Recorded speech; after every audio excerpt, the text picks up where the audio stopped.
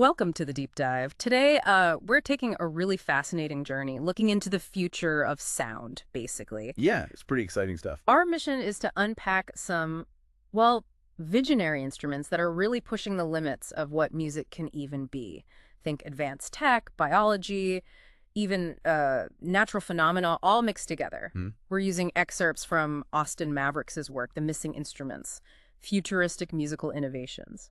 So, get ready for some surprising facts, maybe some aha moments as kind of a shortcut to understanding the cutting edge of sound creation. And what's really interesting, I think, is how these aren't just new sounds. They really challenge our whole idea of what an instrument is, Hmm. and how we perform music. Right. As we get into them, you'll see they're not just gadgets. They could be genuinely revolutionary for artists, really change things. Okay, let's dive in then. And first off, something pretty mind-bending.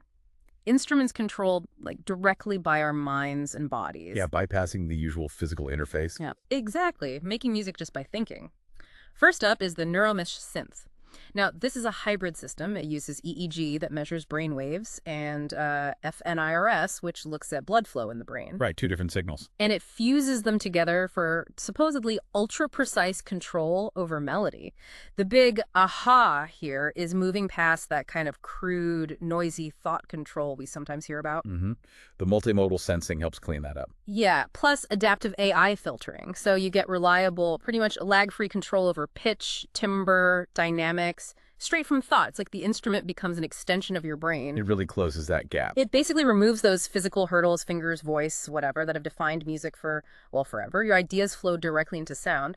And then alongside that, there's the Exocord modular. This is quite different. It's a wearable glove, like an exoskeleton for your hand. Okay. And it reads tiny muscle movements, micro movements, letting you play get this, 128 voice polyphonic virtual instrument. Wow, 128 voices just from hand movements. Yeah, polyphonic meaning lots of notes at once, like chords on a piano, but driven by these subtle hand gestures. What they say is revolutionary is the expressivity you get, pressure, angle, position. All those nuances. Exactly. And it's got ultra low latency because of onboard DSP, digital signal processing, so there's almost no delay. It feels apparently like playing real strings, super responsive. Like a physical connection, but to something virtual. Right, a whole virtual orchestra at your fingertips, sort of. It's really something to think about, the implications, when that gap between thought or movement and the sound just disappears. What kind of new expression emerges? Yeah, what does that even sound like? It's not just about making it easier, is it? It could unlock ways of connecting with sound we can't even imagine yet. That's a great point. Okay, speaking of new dimensions, what if the environment itself joins the band? Let's shift to instruments that use the natural world. Ah, harnessing nature. Yeah, not just reacting to it, but becoming part of it. Take the biofusion sensor matrix. This thing is an integrated array of biosensors. It includes ECG for heart activity, GSR, that's skin response. Like emotional responses, sweat. Right, and plant bioimpedance, reading electrical signals from plants, plus light sensors. It sonifies human and environmental states simultaneously. Okay, so it's reading you in the room or the garden or whatever. Exactly. And the key innovation, they say, is it uses machine learning, ML, to calibrate everything. So each data stream actually produces musically coherent output. It's not just random bloops and bloops. So it learns to make it musical. Apparently. It moves beyond just being a novelty into like a living performance instrument. Yeah. It's like hearing the hidden soundtrack of a forest mixed with your own heartbeat. That's quite a concept. And if that brings the environment in, the next one lets the environment sort of play itself. The photon wind synth. Photon wind synth, okay. Yeah, it's totally sci-fi, right? Mhm. It's described as a solar photon harp, basically strings of light. Strings of light. Yeah, and their intensity and pitch are modulated by real-time solar irradiance, how much sun is hitting it, and even just the room lighting. Wow. So changes in sunlight literally change the notes. That's the idea. I mean, it sounds almost dreamlike. How do you even compose for something that plays the weather or the lights changing in a room? Well, that's a great question, isn't it? And that really gets to the aha moment with these instruments. They just blur the lines completely. Performer, environment, audience, it all merges. Right. It turns ambient data into music. It kind of invites us to listen to the world differently. The environment becomes a collaborator. Nature is the conductor almost. Nature as the conductor. I like that. Okay, so from biology and environment, let's zoom into the digital realm, but with some twists. Cutting edge processing, unique mechanical digital hybrids. Okay, getting into the tech. Yeah, this is where things get really interesting, maybe pushing the sounds themselves into new territory. First, the quantum grain engine. Quantum, okay, that always sounds futuristic. It does. It's a hardware grain sequencer, but it has an onboard quantum random number generator. So this isn't just a computer pretending to be random. It's using actual quantum effects. Yeah. For real randomness. That's the claim. True quantum mechanics feeding genuinely unpredictable variations into granular synthesis. Granular synthesis, right. Breaking sound into tiny grains and rearranging them. Yeah, making textures and clouds of sound. Right. So the advantage here is you get truly unique, unpredictable textures. No CPU glitches, supposedly. Ultra-low jitter. Sounds that just generate themselves in real time, totally new each time, based on that true randomness. That's fascinating, moving beyond algorithms trying to fake unpredictability. Exactly. Next, the hollow harpsichord. Hollow harpsichord. Love the name. Me too. Imagine a harpsichord, but touch-free.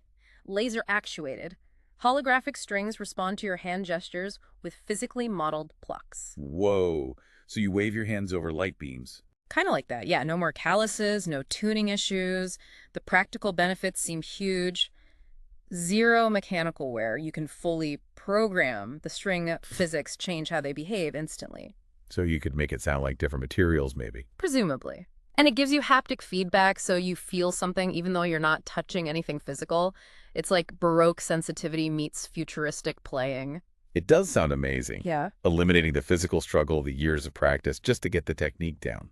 Yeah, but does removing that physical effort maybe diminish the craft?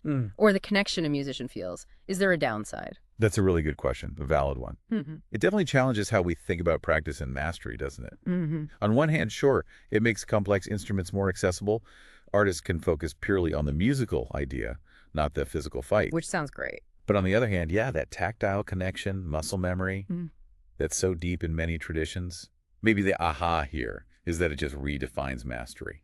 Perhaps it shifts from, finger dexterity to more of a conceptual, maybe a spatial understanding of sound. It demands a different kind of virtuosity, not less, just A different kind of virtuosity. Interesting way to put it. Okay, something else entirely now. The spectral harmonic resonator. Right. This is a real-time spectral analyzer and synth. It takes live input, your voice, a guitar, whatever analyzes its frequency spectrum. breaks it down into its component frequencies. Right. And then it instantly morphs that input into its own overtone series. Controllable with foot pedals. The unique thing is no preset samples. Every sound you make becomes its own bespoke harmonic instrument. So it takes the input sound and rebuilds it harmonically on the fly. Yeah, based on its own overtones. Zero artifacts, apparently. Perfect for, as the source suggests, post-spectral punk or cosmic choirs, whatever those are. Huh. Sounds like fun, though. Creating unique textures from anything. Definitely. And finally in this category, the fractal tone wheel. Fractal, like the mathematical patterns. Exactly. This is a mechanical digital hybrid. It has rotating wheels etched with fractal patterns. Actual physical wheels. Yeah, physical wheels that modulate digital carrier oscillators. This produces evolving, self-similar timbres. You know those patterns like snowflakes or coastlines that repeat at different scales? Mm-hmm. Endlessly complex. Imagine that applied to sound. Musical textures that unfold with intricate detail, always resembling themselves but always changing. It blends that organic mechanical motion with digital control. Give you that sort of never-ending spectral complexity. Right. Ideal for, quote, fractal jazz or topological rhythmics.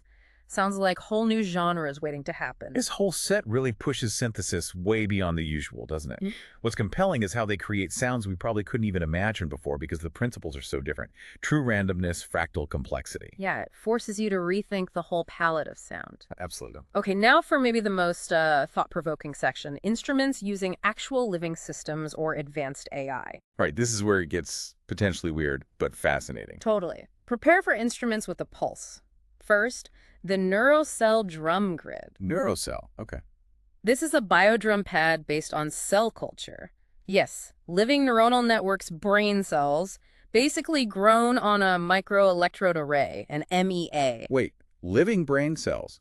playing drums. That's the concept. These living cells trigger percussive samples when they naturally fire. It's not a simulation, it's a genuine living drum machine. Wow. Biological rhythms drive the beats, apparently with surprising musicality.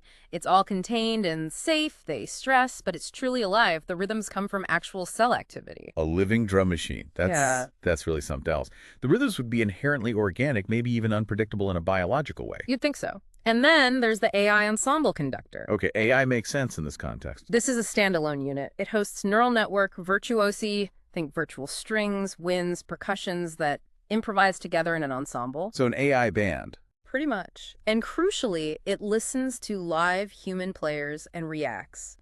The experience is described as feeling like you're jamming with an augmented orchestra. That actually responds to you. Yeah, perfect timing, human-like phrasing, endless repertoire.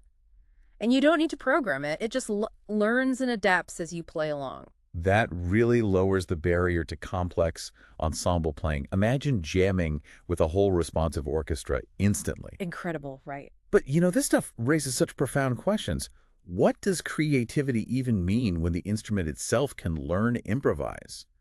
Or, in the case of the neurocell grid, is literally alive in some sense. Yeah, where does the artist end and the instrument begin? Exactly. The implications for music creation using biological intelligence or advanced AI, we're just scratching the surface. Are we creating collaborators or just incredibly sophisticated tools? The deep question. It really is. Wow. What an incredible range of missing instruments we've covered today. From brain-controlled synths like Neuromesh and the Hexachord glove, The mind-body connection. to the environmental music of the Biofusion Matrix and the Photon Wind synth. Listening to the world. Then that wild digital stuff, quantum grain engine, hollow harpsichord, spectral harmonic resonator, fractal tone wheel, Pushing sound itself. all the way to living drum machines like the neurocell drum grid and that AI ensemble conductor. This deep dive, it really gives you a glimpse into an astonishing future for sound, maybe for musical creation itself. And as you think about all these innovations, maybe just consider this.